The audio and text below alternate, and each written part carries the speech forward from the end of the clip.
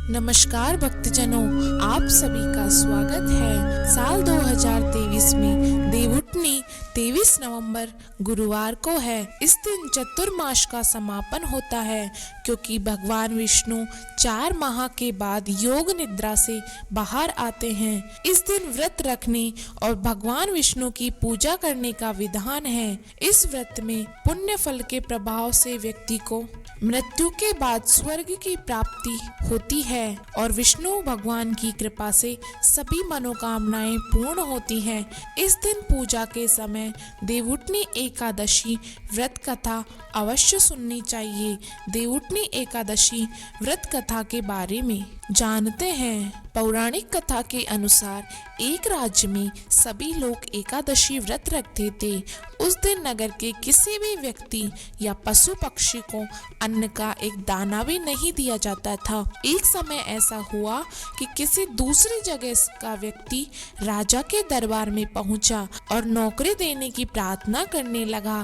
तब राजा ने कहा कि नौकरी तो ठीक है, लेकिन शर्त यह है कि माह में 2 दिन एकादशी व्रत के दिन अन्न नहीं मिलेगा। राजा ने नौकरी की यह शर्त बताई। उस व्यक्ति ने नौकरी के लिए राजा की शर्त मान ली। अगले माह एकादशी व्रत था। उस दिन उसे अन्न नहीं मिला। उसे फलाहार की सामग्री दी गई। वह राज दरबार में पहुंचा और राजा से कहने लगा कि फलाहार से उसका पेट नहीं भरेगा, उसे अन्न चाहिए। यदि अन्न नहीं खाएगा तो उसके प्राण निकल जाएंगे। वह राजा के सामने गिड़गिड़ाने लगा।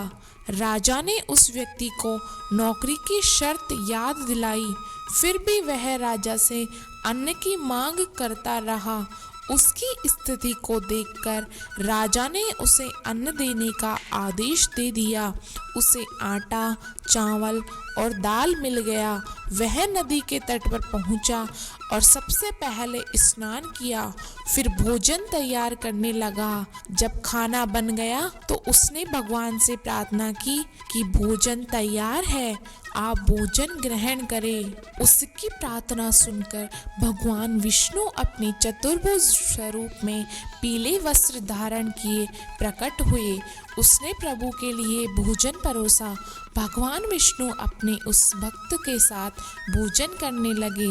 भोजन के बाद भगवान अपने लोक वापस और वह व्यक्ति अपने काम पर चला गया। जब अगली एकादशी आई तो उसने राजा से कहा कि उसे दुगुना अन्न दिया जाए। पहली एकादशी पर वह भूखा ही रहा, क्योंकि उस दिन उसके साथ में भगवान ने भी भोजन किया।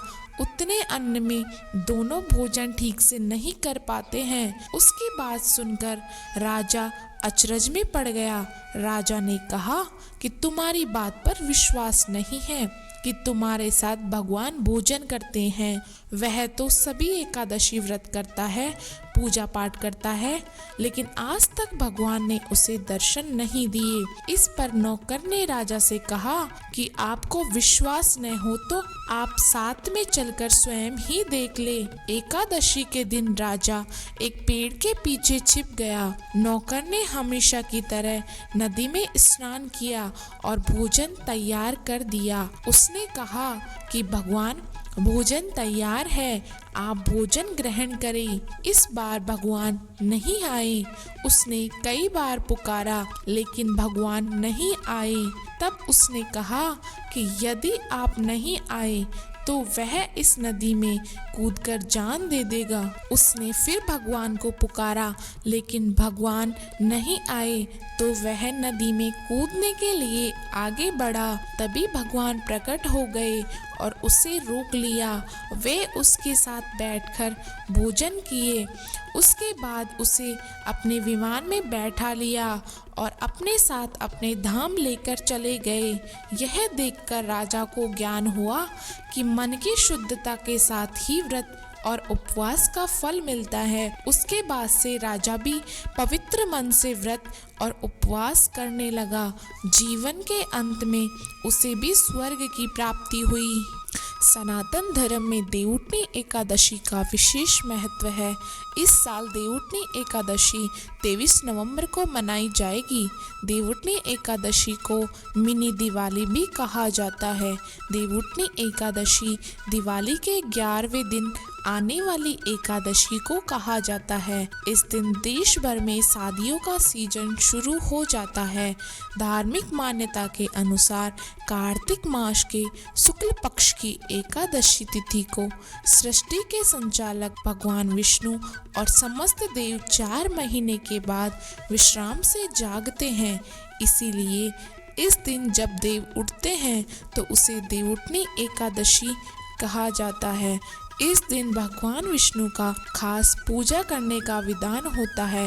इस दिन शुभ कार्य किए जाते हैं। देवउठनी एकादशी कब है? देवउठनी एकादशी तिथि की शुरुआत 22 नवंबर 11:03 पर होगी। देवउठनी एकादशी का समापन 23 नवंबर रात 9:01 पर होगा। देवउठनी एकादशी व्रत 23 नवंबर 2023 दिन गुरुवार को रखा जाएगा। देवउठनी एकादशी व्रत पारण समय 24 नवंबर सुबह 6 बजे से 8:13 तक है। देवउठनी 11 में क्या खाना चाहिए? भगवान विष्णु को समर्पित एकादशी व्रत में केला, आम, अंगूर आदि के साथ सूखे मेवे जैसे बादाम, पिस्ता आदि का सेवन किया जा सकता है। इसके अलावा सभी प्रकार फल, चीनी, कुट्टू, आलू, साबूदाना, शकरकंद, जैतून, नारियल, दूध, बादाम, अदरक, काली मिर्च, सेंधा नमक आदि का सेवन किया जा सकता है। देवउठनी एकादशी पूजा कैसे करें? देवउठनी एकादशी के दिन सुबह जल्दी घर में साफ सफाई करें। पूजा करने के लिए चौकी पर भगवान विष्णु की तस्वीर या मूर्ति को स्थापित करें। इसके बाद पूरे विधि विधान के साथ पूजा करें। भगवान विष्णु को चंदन और हल्दी का कुमकुम से तिलक लगाएं। घर का दीपक जलाएं और प्रसाद भी चढ़ाएं। प्रसाद में तुलसी की